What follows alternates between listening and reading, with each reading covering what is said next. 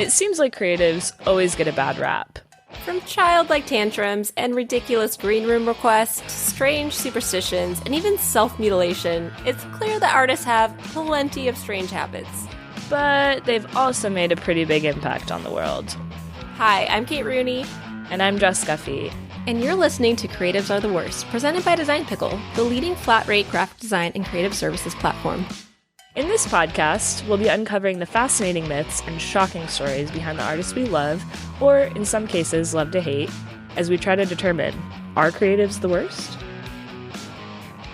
Hello, and welcome to Creatives Are the Worst, presented by Design Pickle. I'm Jess Guffey, and I'm joined by my Sad Girl Winter co-host, Kate Rooney.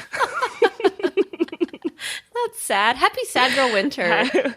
Happy Sad Girl Winter. For those of you wondering what Sad Girl Winter is, does anyone remember what Hot Girl Summer was? Well, we turned it into Sad Girl Winter. We don't know what it means. I've just found out I'm deficient in vitamin D, so feel a little low. It's been raining in California, which never happens. It's been raining in Arizona, which also never happens. So just like time to cuddle up and wear a big sweater and be basic, I think, is what that means. Well, I've been doing that anyways, so off to a great start. Off to a great start indeed. Kate, I do have a funny quick anecdote for you because we talk about psychology so much on this show. Mm-hmm. I witnessed a psychological incident yesterday, and I have no idea how to describe this. So I was eating dinner with my parents, and my mom and I went to pick up the sushi, and we were driving back, and there's an abandoned grocery store parking lot that's huge, and no one's ever in it. And we're driving back, and the parking lot is completely full, and there are people everywhere. And we're like, okay, we have to see what's going on, because this is very weird. It's an abandoned building. It's surrounded by other businesses, like Target and some restaurants, but, that parking lot is huge and always empty. Mm-hmm. So we pull in, and we roll down the window, and we ask someone on the side, we're like, hey, what are you guys doing here? And the kid goes, we don't really know. And so we're like, okay. So we pull up to the next group of people. I mean, I can't describe to you how many people there were at this parking lot. What? There were so many people. And so we asked an older couple that we saw. We were like, hey, what are you guys doing here? We don't really know. What? What? Excuse me?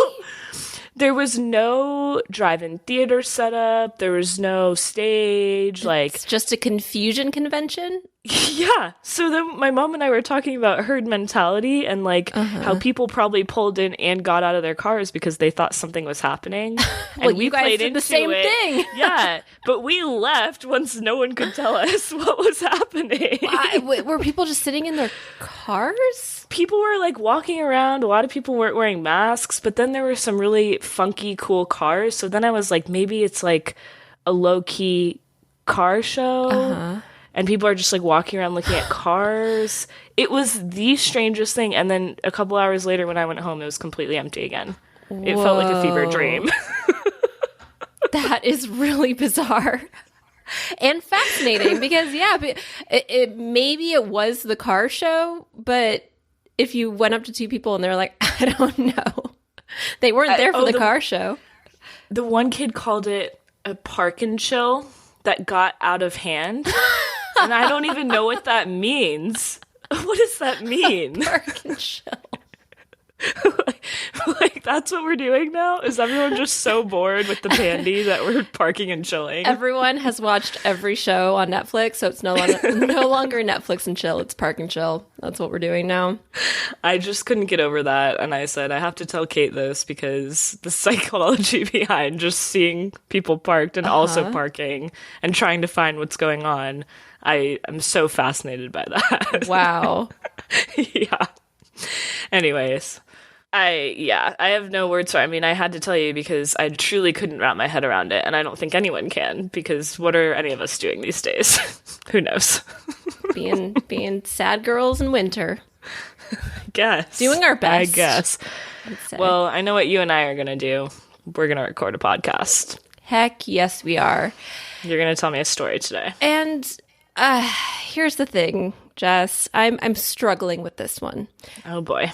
Especially since the last person that I covered was Martha Stewart, who, despite her legal troubles, really became an inspiration to me. And we left that episode, well, I don't want to give it away. Go back and listen to it to see if we decide she's the worst. But spoiler alert, she's not really. She's kind of amazing. And I love her. Agreed. And I am doing a total 180 and going with someone that I despise. Oh boy.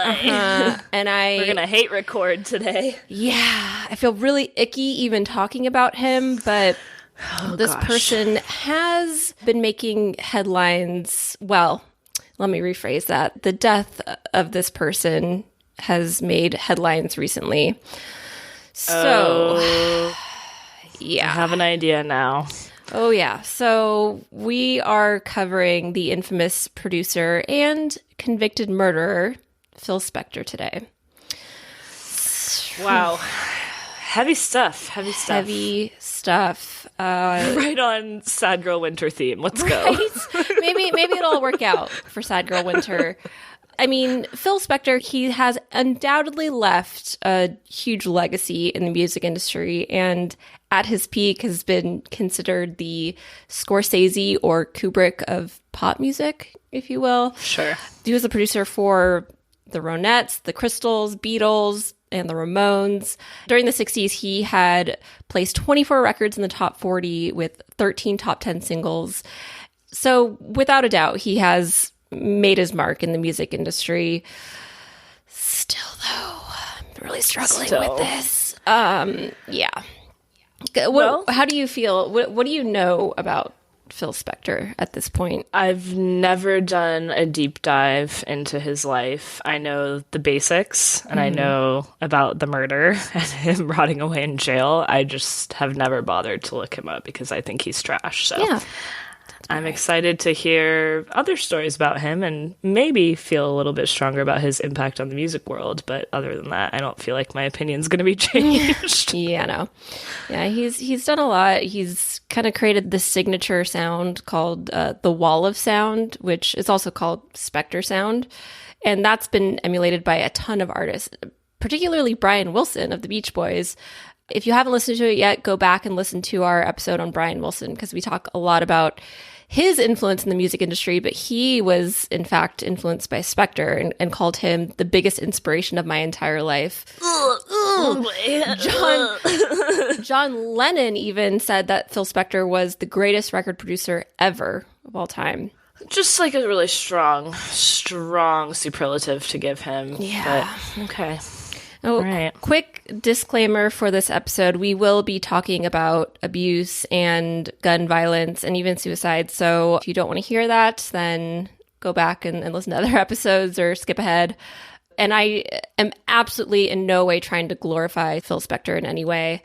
Just laying out the facts as based on my research. And there's also a lot of conflicting information out there too. So this is just based off what I found, and if anything's wrong or if you feel very strongly about him, please let us know at podcast@designpickle.com. Let's do it. Let's just talk about this. Let's do it. Garbage person. We got to balance out the good with the evil, I guess. Right, it's life. Okay, so Harvey Phillip Spector was born on December 26, 1939, day after Christmas, Boxing Day, and was raised in the Bronx. We are kind of once again starting out with a rough start to his childhood. While he was 10, his father committed suicide. Oh, gosh. And the only thing you really need to know about this is that on his headstone, he had inscribed, Ben Spector, father, husband, to know him was to love him. I just don't have words. It's so sad, and I think that makes such a profound impact on children if you're losing your dad like that at that age. I agree. So after this, Phil moves to LA with his mother. I didn't see a ton of information about her, but it has been said that she was a bit overbearing. And even from a young age, music was very important to Phil. When he was in high school in LA, he formed a band called the Teddy Bears, and they... We were talking about goldfish before we started recording, and I thought you were going to say Teddy Grahams, because apparently I'm hungry again. I have a pack of goldfish sitting on my desk right now. I would love to pair it with a nice Teddy Graham. Do you have Teddy Grahams are awesome. Oh, pro tip, get some, so gross, some cake frosting and dip your Teddy Grahams into that. That's not gross at all. That sounds amazing. They used to make a snack that was prepackaged with Teddy Grahams and like a frosting type vibe. Are you thinking of Dunkaroos? No, it was like Teddy Graham specific, but it okay. was, they definitely don't make it anymore. Do they even make Teddy Grahams anymore? Are we dating ourselves? I don't know. It's a good question. More on that later. No, they were not the Teddy Grahams. They were the Teddy Bears. Right. And they recorded a song called To Know Him Is to Love Him, based off the inscription on his father's gravestone, of course. And this became one of the biggest hits of 1957, oddly enough. Wow. Just a little high school band here. After this, though, all of the other singles they released flopped, so the band disbanded. It's probably a better way to say that. See what you did there. But he started working with a producer named Lester Sill in LA, and under his suggestion, he ended up moving back to New York City to serve as an apprentice under producers Jerry Lieber and Mike Stoller. And they started creating like a bunch of hits here. They started already working with some big names in music. And Phil Spector co-wrote Ben E. King's hit Spanish Harlem and performed music on the Drifters album and whatnot. So in 1961, he ends up forming a new label with Lester Sill, and it was called I don't know how to pronounce this, Phil's Records, but it's like a mix of Lester Sill's name and Phil Spector's name. Huh. Yeah, they came together, created this new record label in LA, and this is when Phil started to really like show his unique skills and his visions on how to like create unique sounds. His reputation as a producer really skyrocketed at this point. He started to focus his attention on a girl group called the Crystals. You might be familiar with them. They are the ones who, well, with his guidance, they created the controversial song, He Hit Me and It Felt Like a Kiss. Not loving that. Not loving that. I did not know that he was behind this song, and admittedly, I really liked this song. The lyrics are dark and scary, but it was used in a episode of Mad Men in a really like cool way. And then I believe it was The National did a cover of it that's really beautiful. Still very dark undertones. The song was actually written by Carole King and Jerry Goffin under Spector's guidance, though. Love Carole. The name alone kind of tells you what it's about. It's definitely about domestic abuse, and it ended up getting banned from radio because of that. And even Carole King in later interviews said that she was sorry she had anything to ever do with the song because she herself was a survivor of domestic abuse. And she tended to write songs, not to get on the Carole King train, but she tended to write songs that were a little more upbeat and like just like more positive. So that's interesting that she was behind that. I know. Yeah, but because of all of the controversy, the song totally flopped. And Phil Spector took charge, and he ended up firing the original singer in the Crystals and replaced her with the singer Darlene Love and all of her backup singers. Under the new singers, they released a new single called He's a Rebel, and that became a huge hit, #1 single. Sure. So after 1 year of producing all these great songs, Phil bought out the company and was the sole owner and became a millionaire at just 21 years old. Damn. I kind of like the Eddie Murphy episodes. Like, I cannot imagine being so young, being like 19, 20, 21, and just having loads of success and fame and money at that point.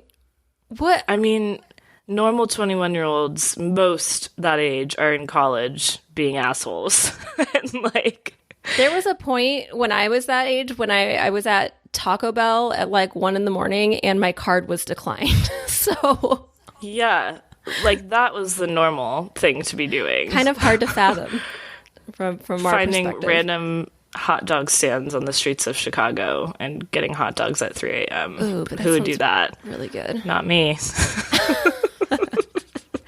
And while he's a 21-year-old millionaire, he's responsible for producing 20 consecutive smash hits, just hit after hit. He like understood how to push the boundaries and pull emotions out of these songs and get like the coolest, most unique sounds. So all of this was super unique, and America loved it.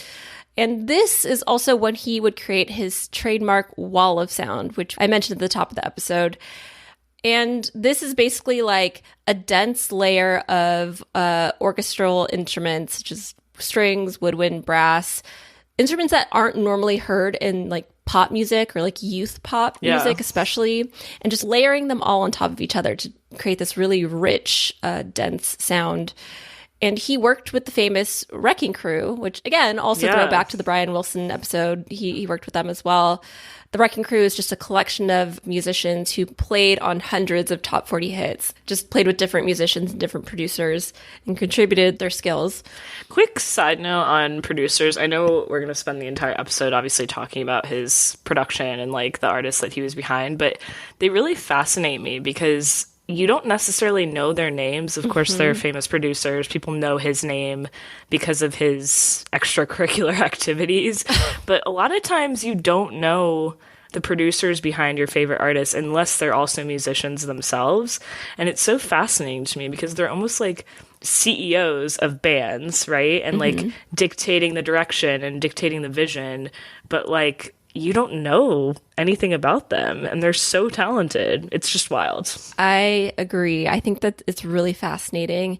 And I'd almost would say that it's kind of shifted a little bit in more recent years as we've seen the rise of EDM music, and where these quote unquote like DJs or producers are becoming the names, whereas like you might not know who sang the song on a really popular song that's out. You know what I mean? That's so true. Yeah. But still, yeah, I agree. I think we put a lot of emphasis on the musicians because they're on the stage and that's the face that we see. But a lot of the times it's the producers and the songwriters who are the ones really creating the magic. And that's certainly in Phil Spector's case.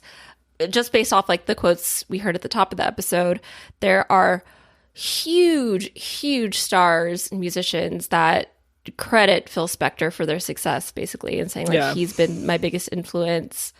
But also, the murder aside, which we will obviously be getting to, he was not a great person in the studio either. He was very problematic. So when he's kind of crafting all of these different styles and working with the Wrecking Crew, he explained in an interview that he was looking for a sound so strong that if the material was not the greatest, the sound would carry the record. Interesting. So it's all about like fitting it together like a jigsaw puzzle, which is most think like the movie Minority Report, where Tom Cruise is like putting all these like screens together and moving it around. Actually, that's a terrible analogy. That doesn't make sense to end. It doesn't apply to any of this. My face is just blank right now because I have no idea what you're talking about.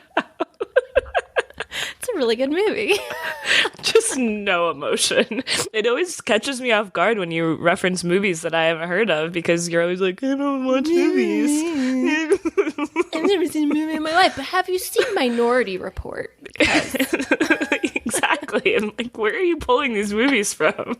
It's an old one. So, you know what? It's on my brain because we were talking about it earlier this week. Russ Perry, our CEO, was comparing it to something else, and I like loved that movie when it came out. So I was like, "Oh yeah, Minority Report." I don't know why it's still in my brain right now.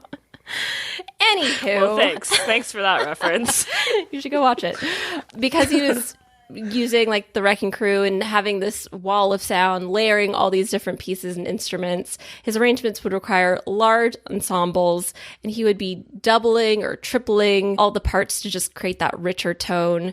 It sounded almost kind of chaotic. We talked about pet sounds in the Brian Wilson episode, how it was like, whoa, there's so much happening right now, but it was such a new thing at the time, and it does add a new level to music when you're listening to it, kind of making it more complicated and interesting. And of course, a ton of artists started using this technique. Brian Wilson with pet sounds, and Bruce Springsteen even said that he emulated the sound for his 1975 recording of Born to Run. So wow, think about that. If we didn't have, I don't even want to say it, I don't want to phrase it this way, but Phil Spector's creation of Wall of Sound is what led to Pet Sounds and Born to Run, which are iconic in their own right. Why couldn't he have just been nicer? Why can't we just celebrate him? That's it. The episode's done. You're right. Hot takes. Hot takes of wisdom over here. Spat all over my microphone. Just be nicer. Hey, you know what? Hey, Phil. Be better. Do better. Okay? It's not that hard, okay? It's too late now. It's true. Yeah. It's a shame. It really is a shame that someone who could be so talented could just be so awful. But then we get into that whole argument of like, what causes them to be awful? Is it because everyone was propping them up on a pedestal? Is it because of the trauma he went through as a child? Was he just born that way? We don't really know. That's all I have to say about that. But he certainly was a creative. So in 1963, he puts his effort into a full-length album called A Christmas Gift to You from Phil's Records. And this was actually some of his best work. Just a classic Christmas album. In this album, that's where the original single, Christmas, Baby, Please Come Home, was created. That's where that song comes from.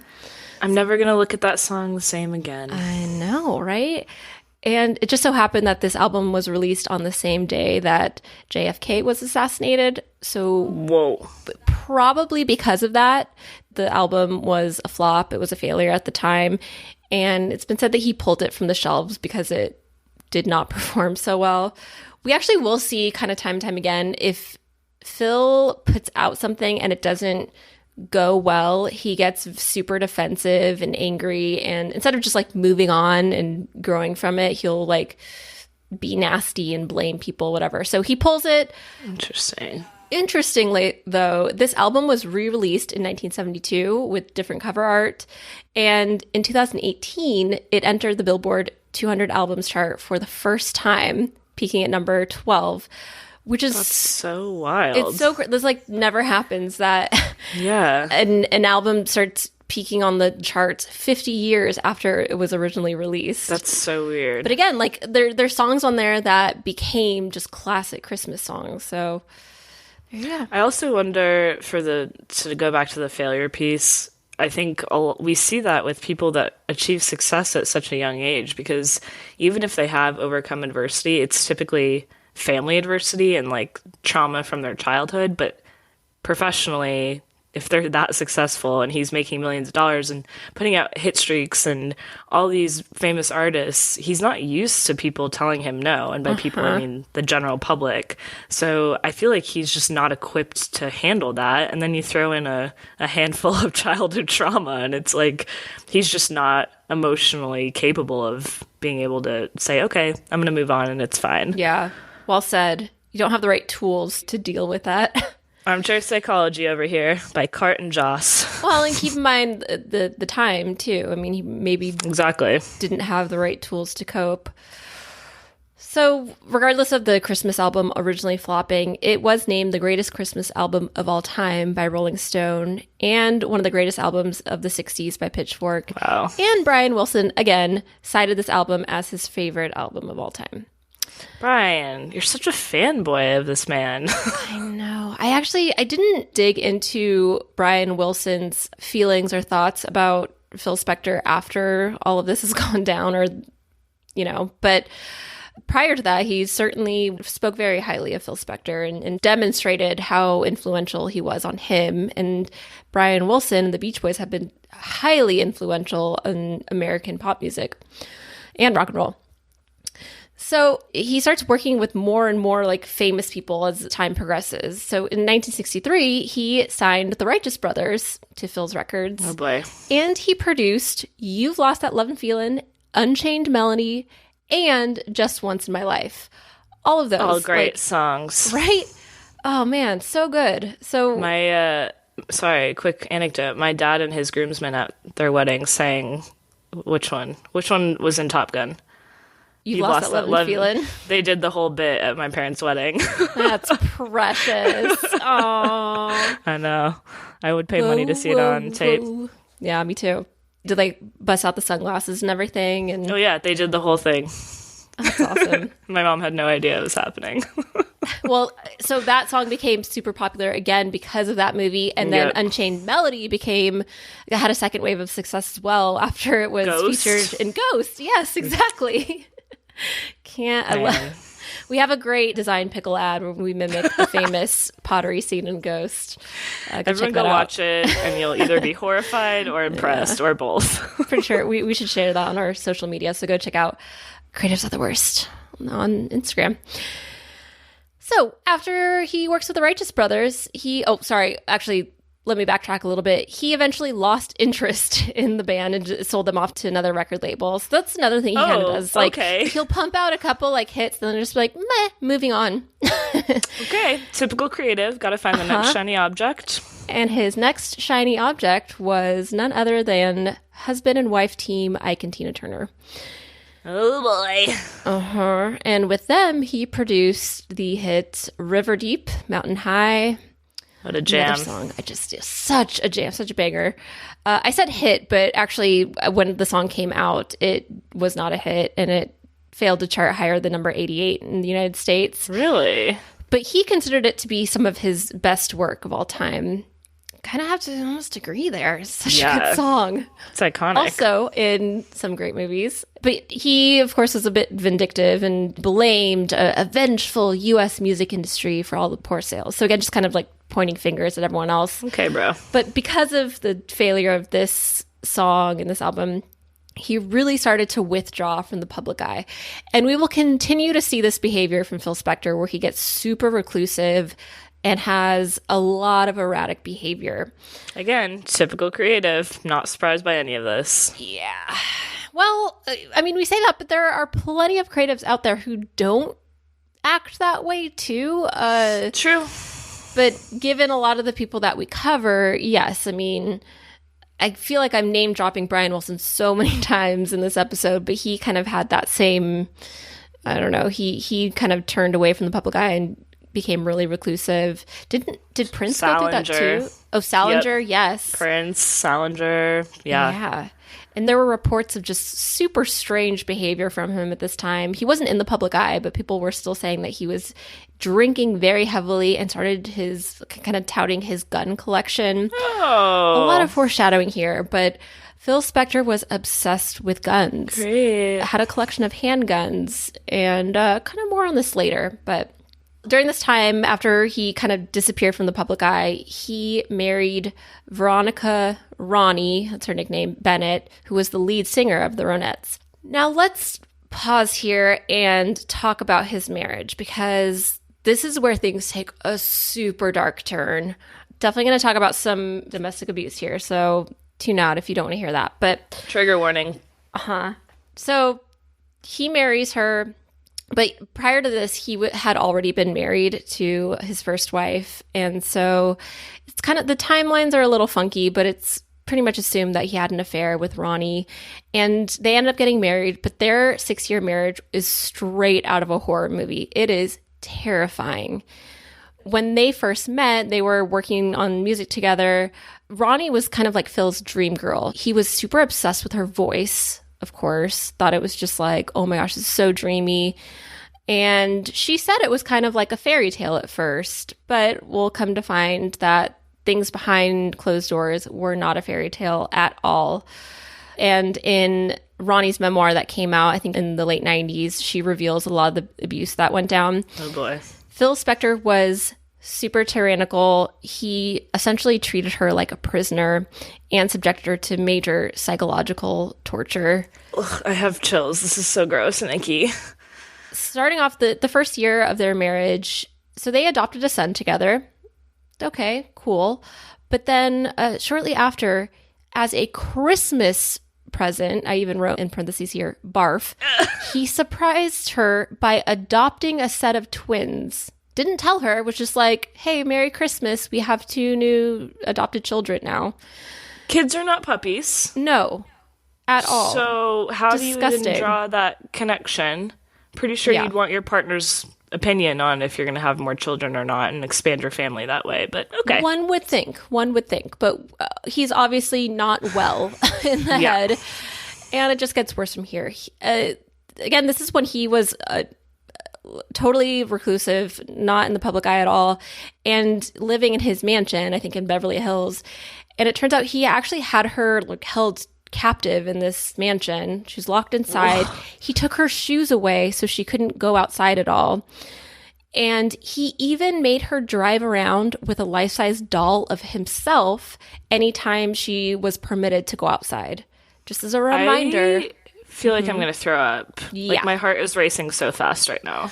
So now you can see why I was horrified and almost didn't even want to record this episode, because this is just a disgusting human being. This is not going to be an episode where at the end we're like, oh, I don't know, maybe he's okay, he's has redeeming qualities. No, this is not okay, and it just gets worse. Even his sons have stated that at the time they were also held captive in the home. These poor children who were adopted by him, two of which Ronnie had no idea about. It was just like, oh, here's a Christmas gift. Disgusting. So horrified. It seems like he was treating his family like the groups, like the musical groups. Like, they're just commodities to him. 100%. Yes, but also worse. So it's like beyond, because, he took it another level of instead of just treating them like instruments. He's treating them even, I don't even know. It's bad. I'm sure no words. This is all I'm going to talk about with that, because I think that there are worse stories that she talks about in her memoir, but I think you get the gist of how awful he was and how abusive he was. Fortunately, in 1972, she was able to escape with the help of her mother, literally running outside barefoot in a getaway car to escape from this man. It reminded me of R. Kelly, honestly, with, I don't know if you've watched any of those documentaries, but I refuse. Yeah, those girls were locked in his home, and the mothers had to come and help them escape. It's horrible. Awful. It's so awful.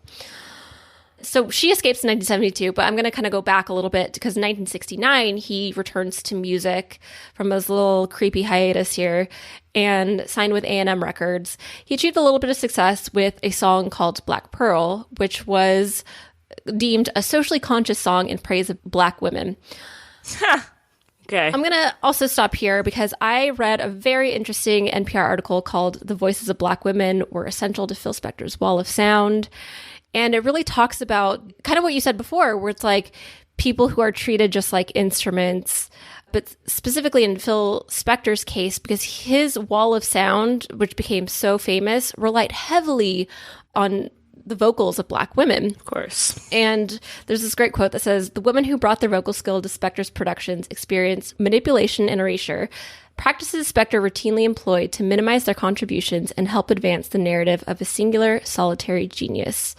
So he's definitely treating these vocalists like instruments. And on one hand, at this time in the 60s, this is when rock and roll is really propping up Black singers and Black musicians at a time where that wasn't always the case. So there are people arguing of like, well, Phil Spector is like helping them get success and like giving them work, but he would produce records without their knowledge or without giving them credit. And he would consider himself the star of the show, despite all of the vocals being like hypercritical to all of the song's success. I mean, they were the ones who were, you know, singing it and adding these beautiful layers. So I just thought that was an interesting, I don't know. And then even going back to his wife, who was a Black woman, some again could say like, well, he was married to her, but we see how awfully he was abusing her. So that's not love. That's not love. That's using someone and abusing them, really. I feel like we're referencing a lot of other episodes in this, but I feel like he takes the worst parts of everyone we've covered thus far and has all of them. And with this particular piece, he's reminding me of P.T. Barnum and just like exploiting the shit out of people. Yeah, totally. Yes. Agreed. That's a great comparison. A lot of exploitation here. A lot of it. None of it's good. And with that, let's take a quick break. I think we need it. Hey, Jess, what do you call a pickle lullaby? I don't know, Kate. Tell me. A cucumber slumber number.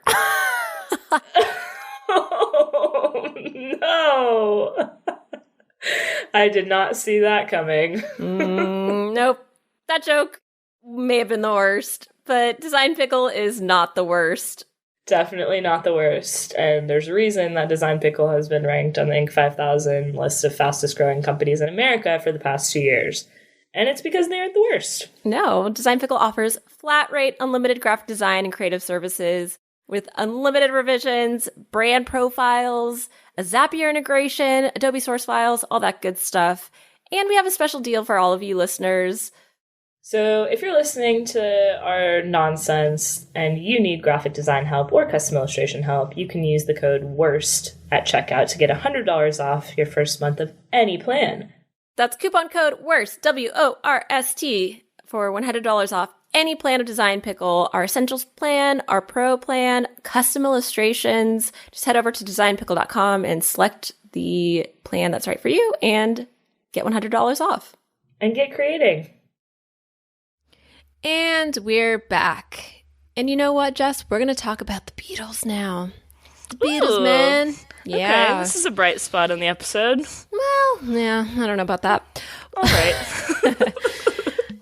So in 1970, the Beatles manager, Alan Klein, brought Phil over to England to work with John Lennon on his solo album, and that proved to be successful. So he ended up getting invited by Lennon and George Harrison to produce the Beatles' abandoned album Get Back, but with a new name, and that would be Let It Be.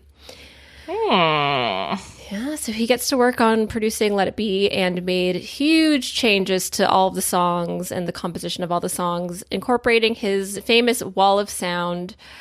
And Let It Be was released actually a month after the Beatles broke up. I didn't know that. Yeah. And we'll come to see that Phil perhaps had a bit of a hand in the Beatles breakup. There were obviously other issues going on, but shocker, I know. Color me surprised. Jess just rolled her eyes into the back of her head. So. I think they're stuck there now. I know.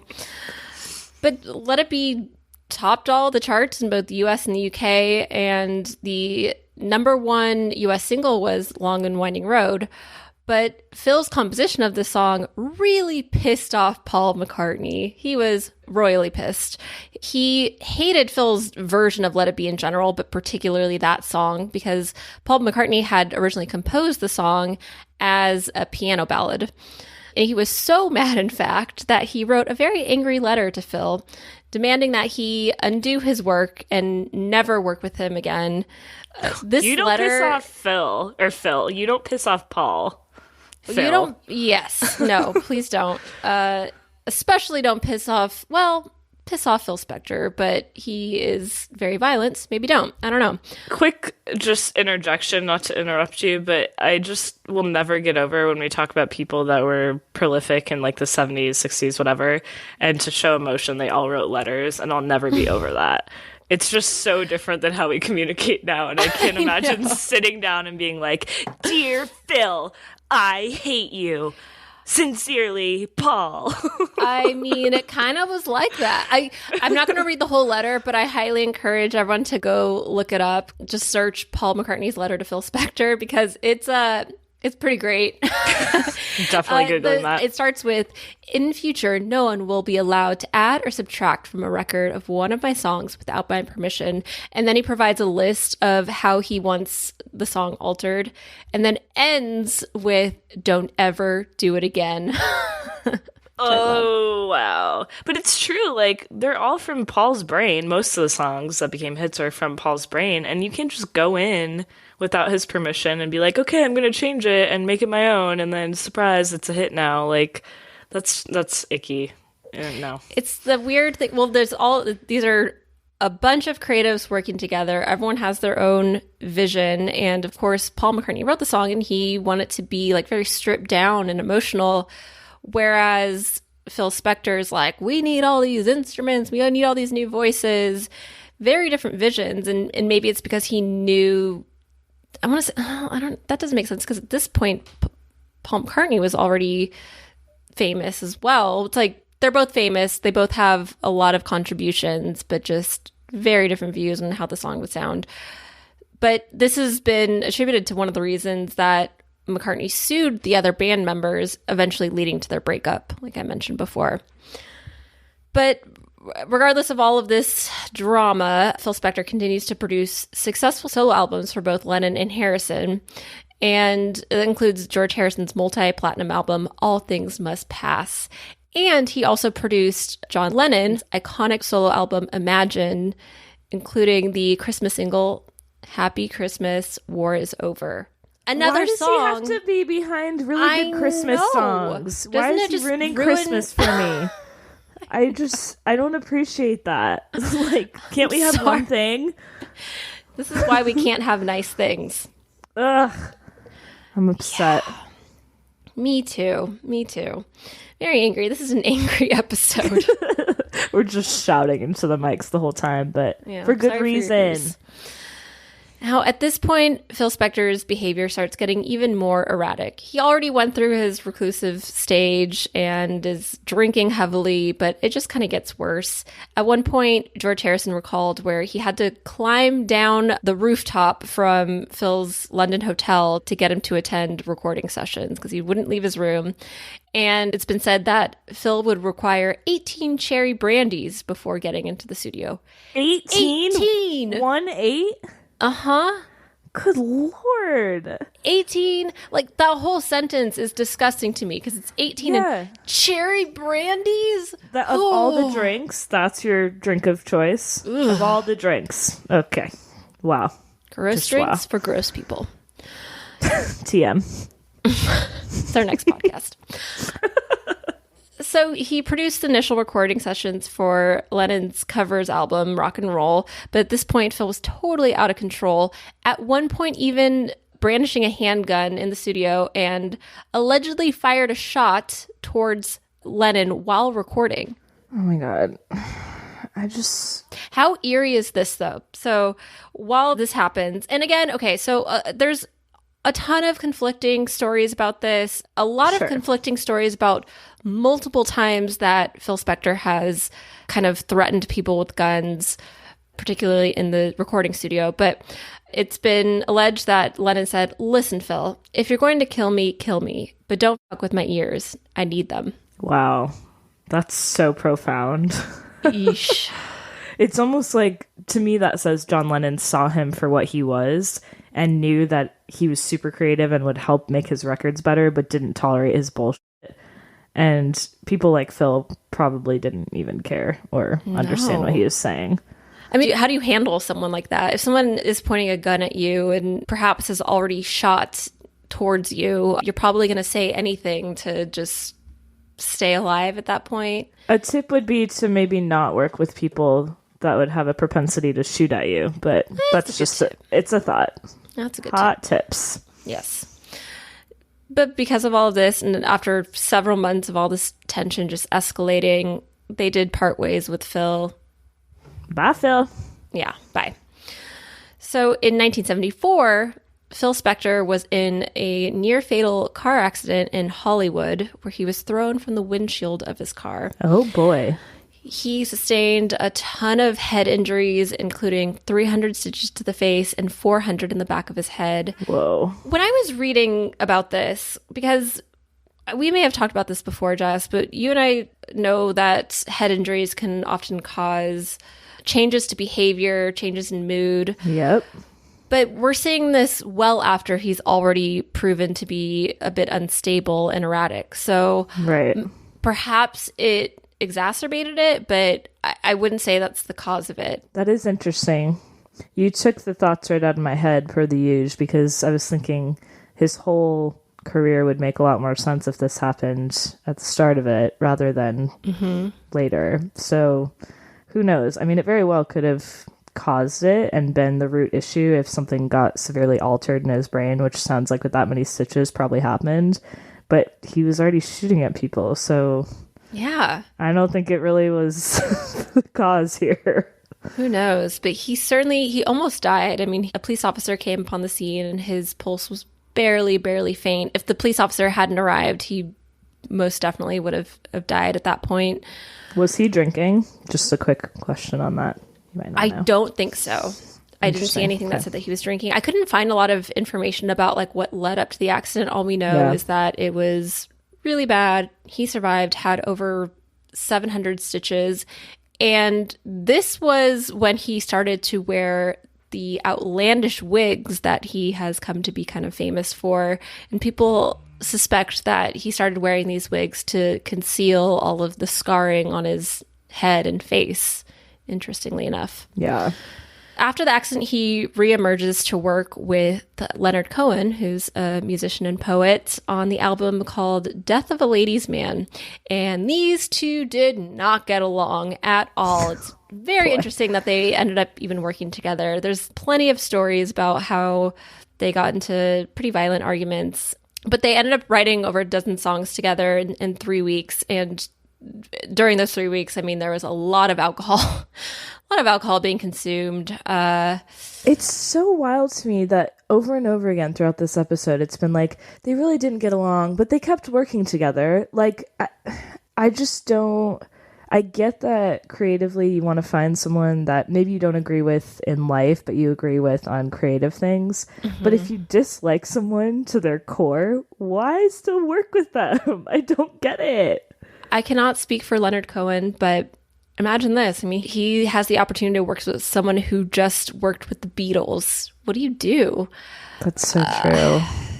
Not that you should, but no, that would be a sticky situation. You're seeing the creativity and like their output. I mean, imagine it. I mean, it's still insanely popular, but you're seeing that and you want to just be part of it at that point. But I think it's harder to separate yourself. What I'm getting is... it's harder to separate yourself from that than we think. And we can all sit here and say, oh, we would just say no. But in the moment, when you're trying to make it, who knows? Exactly. And I've read in different articles that there were definitely two sides to Phil Spector, kind of like a Jekyll and Hyde situation. From what I've read, like, I just see him as Mr. Hyde. Or is it the other way around? I don't know. But the evil one. You know what I mean? I pick it up. And... I wonder if maybe there were moments where he was just like super encouraging and nice and whatever and kind of suckering people in. But then, well, even going back to his marriage with Ronnie, I mean, she said it was like a fairy tale at first and he was just like so loving, blah, blah, blah. But then he ends up being insanely abusive and scary. Yeah. So maybe there is something to that where you kind of get suckered in being like, wow, I'm going to work with this super successful producer who's worked with the Righteous Brothers, Ike and Tina Turner, the Beatles. What an opportunity. And then sure enough, once again, the guns come out because their arguments would get violent. And one night, Phil Spector shoved a revolver against Leonard Cohen's neck and said, "Leonard, I love you." And Leonard Cohen pushed the barrel away and said, "I hope you do, Phil." And then that was that. What the hell? This is all basically from a horror movie. It's terrifying. It really is. Yeah, because it really is. I think, I don't know, we've said this before, but musicians or singers, artists are always kind of on the forefront, but they really are at the mercy of the producers. And 100%. With someone with so much power that can make or break you, the levels of power are off, and it's all scary and icky and wild, and really the only word that keeps popping into my head is sociopath. Yes, that's the only word, especially if he's luring people in by pretending he's nice. Like, he's just a manipulation master at that point. Again, that this is just our opinions or theories. We don't actually know, but it continues. So in 1979, he starts working with the legendary punk band, the Ramones, and unsurprisingly causing more conflict with them. It's been stated that Phil Spector was super obsessive and at one point was making Johnny Ramone play the same chord for hours and hours upon end, kind of like torturing him almost. Like, you have to get it right. But it would be like 12 hours of just listening to the same thing over and over again. No. And shocker, the gun comes out again. So he allegedly threatened members of the band with a gun. There are a ton of conflicting stories about what really happened, but Dee Dee Ramone claims that he essentially like kidnapped the band, was holding them at ransom, like pulling the gun out when they tried to leave a session and threatening to kill them. Another member of the band said like, "Oh no, that never happened. The gun was there, but he didn't kidnap us." But regardless, why is there even a gun in the recording studio in the first place? My thought on that is, where there's smoke, there's fire. Why would people just say that for funsies? You're not just going to make up that story. I think they were the type of band that wanted to be known for their music and didn't really care for I said this earlier, but the extracurricular stuff. And so that band member, maybe they were going through PTSD or something and like couldn't process it. But it's very traumatic, extremely traumatic. There's no way that didn't happen, in my opinion, based on his prior history. Yeah, and I think you kind of nailed it, because they said like they weren't used to working with someone who was so obsessive, because they're the Ramones, they're punk, they're gonna do whatever they want, like whatever, man. Yeah, and now they're working with this guy who is terrifying and threatening and obsessive and crazy, and they're like, we were told we're gonna get like a great album out of this, but instead it's just scary and abusive. The hits that came from this session were super popular, but there was also a group of fans that didn't like it because it wasn't the traditional Ramones sound. Interesting. After this, though, we're getting into the 80s, and he remained pretty inactive. Phil Spector did, between like the 80s, 90s, and early 2000s. He was inducted into the Rock and Roll Hall of Fame in 1989. And this is, oh man, I can't find footage of it because they have scrubbed it from the internet. Sure they have. But he arrived with 3 bodyguards who were armed, of course. And when he comes to accept the award, he gave just a super rambling, incoherent speech, was probably super, super drunk, and then basically just like stumbles off stage. His security guards have to pull him off. Good. That's great look for Phil as you're getting inducted into a Hall of Fame. That's the look most people should go for.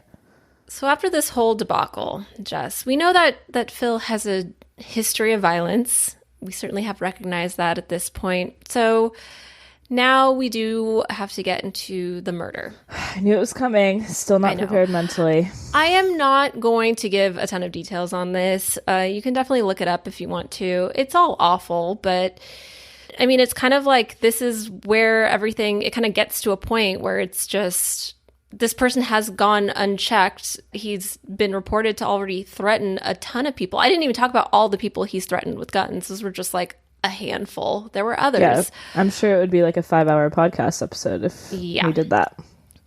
And I don't want to give him 5 hours. So, nope. On February 3rd, 2003, actress Lana Jean Clarkson was found dead from a single gunshot wound in Phil's home. They had met that night, Lana and Phil, while she was working at House of Blues as a waitress, and he waited for her to get off her shift, and in the early hours of the morning, they left together in his limo, drove to his mansion, and roughly an hour later, the limo driver heard a gunshot, or heard a popping sound, and saw Phil leave through the back door with a gun. In the 911 call, I don't know if you can hear it. I didn't listen to it, but it's been alleged that you can hear Phil Spector saying, as he's leaving, "I think I just shot her." And I think I just shot her? Uh-huh. You don't know for sure? Uh-huh. Okay. Uh-huh. And this a-hole, I mean, he was charged, but he remained free on $1 million bail while awaiting trial, which makes me so mad. Yeah, let's just let a killer run around LA. That's great. Right? Great job. This is in 2003, and the first trial doesn't even begin until 2007. So he's free for 4 years. Mm-hmm.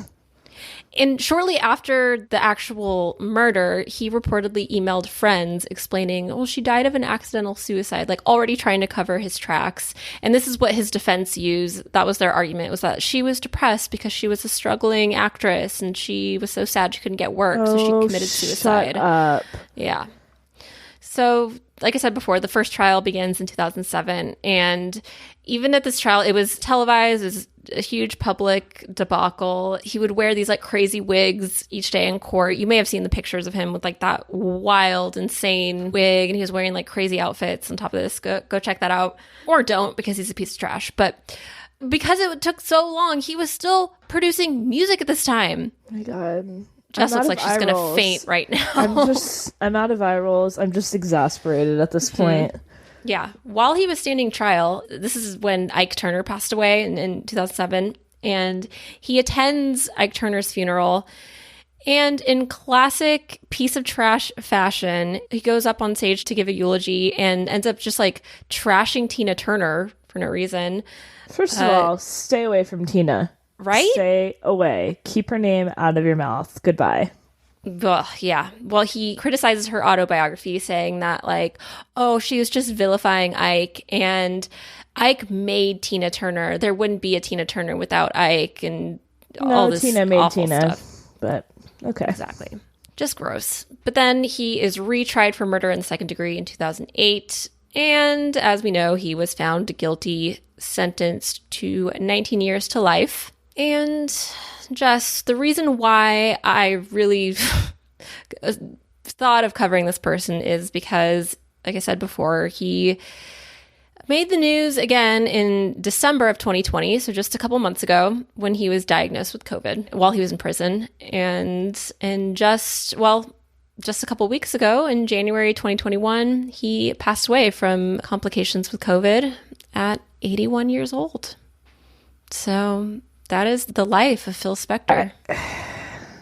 I have a hard time not showing empathy to people, but in this case, I couldn't care less about not giving, like, oh, poor guy or whatever. No, I have nothing. I have nothing nice to offer up, because what a terrible human being, and I don't even want to debate if he was the worst, because we've made it clear the whole episode. You've made that exceedingly clear. Horrible human. And these poor artists, like, good for them for getting the success from it, and I hope that they have more royalty money than he does from all of these successful records. But holy shit, wow. Yeah. I obviously was not able to cover all of the stuff that he did because he was behind so many more hits that I haven't even listed, worked with so many other artists. Quick tidbit here, I forgot to add this in my notes, but I just wanted to point out, at one point he really wanted to work with my girl, Celine Dion, and tried to record an album with her. Didn't work out. Celine Dion, her camp, was like, heck no, not Phil Spector. You go, Celine. She's a queen and she gets it. She gets it. Apparently they did record some music together, but it's never been released, and I don't know if we'll ever hear it, but yeah. So yeah, we're not even going to debate whether or not he's the worst. I think we're both on the same page with that. But I think the only fitting way to wrap up this episode is to kind of just have a discussion about how he was able to create such a legacy despite being such a garbage human being. And I found another amazing article from the LA Times. It's called Phil Spector and the Damaging Myth of Male Creative Genius. I feel like that kind of sums it all up right there. Yeah. The article also starts with the line, "To know him was to loathe him," which is a play off the Teddy Bear song, "To know him is to love him." And I think that's also kind of how a lot of people feel, is like, to know him is just to know what an awful human being he was. But it talks about how a lot of these, typically artists, but producers like Phil Spector, are put up on a pedestal and just praised for their creative genius. And we can't deny that. Like, we know that the stuff that he created has changed the course of history. It's changed music entirely. But where do we draw the line? How do we prevent these people from getting away with the stuff that they do? And for years and decades on end. Mm-hmm. And I think that's what bothers me so much about it, because again, I'm thinking of another terrible person, but Harvey Weinstein comes to mind, because it's like he got away with being for years and not one person could do anything about it. And it's like, we're now talking about Phil Spector again because he passed away, but it's like, we weren't even really talking about him after the murder trial, how terrible he was. It's so interesting to me, for the sake of art, that this has gone on. And everyone kind of put their own creativity and artistic side ahead of decency and humanity, and just looked the other way. And it's wow. 100%. And oh man, when you bring up Harvey Weinstein's name, I just want to punch a wall, to be honest. But same kind of deal. Yep. It's like this one person who has so much control, and it shouldn't be that way. There shouldn't be like one person who can make or break everyone's careers. Totally. And how did they get there? I don't know a ton about Harvey Weinstein's life and road to fame. After doing this episode, I don't even want to cover him because just barf. But one thing is clear, like, Phil Spector was really good at pushing emotion in music. They call him kind of like the king of, like, well, I don't want to say the king of pop, but like he revolutionized kind of that youth culture pop music. But instead of just making it sugary sweet, it was like really drawing from those emotions, using these different voices, different instruments to capture the agony of being young and whatnot. But you can even tell, like, looking back in a lot of the songs that he created, there's still violence in a lot of his songs. Like, right. I mean, He Hit Me and It Felt Like a Kiss. That's an obvious one. But a lot of his songs are kind of violence covered with this kind of sugary pop music feel and sound. And it's also just, he bullied musicians. He was a bully in a lot of ways. And that's just a nice way to put it. He's worse than a bully. He's a murderer. I have to wonder if it almost seems to me like his emotional side came out via music, and he was terrible at expressing himself. Obviously, he pulled guns on people instead of having conversations if there are disagreements. But I have to wonder if all of that stems back to losing his dad the way that he did, and probably not if his mom was overbearing. He probably wasn't ever given a chance to actually grieve and deal with the emotions he felt from losing his dad. And that probably I mean, again, all our opinion is speculation here, but that contributed, I'm guessing, so much to how he processed things and handled things. Because it seems like he always reverted back to being a child about stuff, and like, okay, well, now I'm a child with a gun, so I'll just do that. But like, not even processing or dealing with things in a normal way if there's confrontation or disagreement or whatever, just automatically knee-jerk reaction is, oh, let me just like pull my gun out. And I think not being able to process your emotions is probably the biggest cause of that. Well said. And the times, like that era where men can kind of get away with this stuff and then sweep it under the rug because they're so accomplished. And I wonder too if, are things changing now? Is it different? I mean, yes, I would say to an extent. Maybe these people can't get away with as much, but we'll see. I guess we'll see in years to come. And we still hear about, Kesha, her whole story with, and that's probably a whole other episode right there, but it seems like it's still happening. And you have to wonder, it lends itself to a bigger discussion that we definitely don't have time for today, but about the music industry in general and the format by which people produce music and work with producers. Is it actually conducive to success for the artist and happiness for the artist, or is it just the power is all on the producer? I think they're mostly following the money. I want to add one final quote here from Stevie Van Zandt of the E Street Band. He said that Spector was a genius, irredeemably conflicted. He was the ultimate example of art, always being better than the artist. He made some of the greatest records in history based on the salvation of love while remaining incapable of giving or receiving love his whole life. Wow. And with that is Phil Spector. I would love to hear from our listeners and what they think of Phil Spector, or even like if our listeners want to hear episodes like this, because I honestly had trouble putting this together because I was so horrified by all of it. I want to cover more Martha Stewart's, but we're all ears to hear what people want to listen to. So please let us know at podcast@designpickle.com. We are in no way affiliated with Phil Spector, just to be clear. Nope. We're Design Pickle. We're changing lives through creativity, but in a happy and healthy way. No guns. No guns, ever. No guns. No. God, I feel icky. Like, I need to go take a shower now. But I do think I want to point out this is a tough one to get through, and you handled it brilliantly. And I do think it's important that we talk about people like this, because it's not all rainbows and butterflies and puppies, even though I wish it was. Exactly. It's true. It's history. It's part of our story and the story of music. So we can't just sweep it under the rug. We have to acknowledge it and move on from there. Yep. So, Jess, I think I'm going to go drown my sorrows in some Teddy Grahams. I think I'm going to choose some goldfish. And I think they're the snack that smiles back. So I think we'll automatically feel better. I agree. Sounds like a plan. Until next week, thank you for listening. Thanks for listening to Creatives Are the Worst. If you like what you're hearing, or if you think that we're the worst, please leave us a review on your podcast platform of choice. We'd love to hear from you.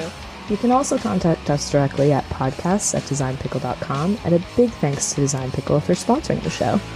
Join us next week as we once again try to answer the question, are creatives the worst?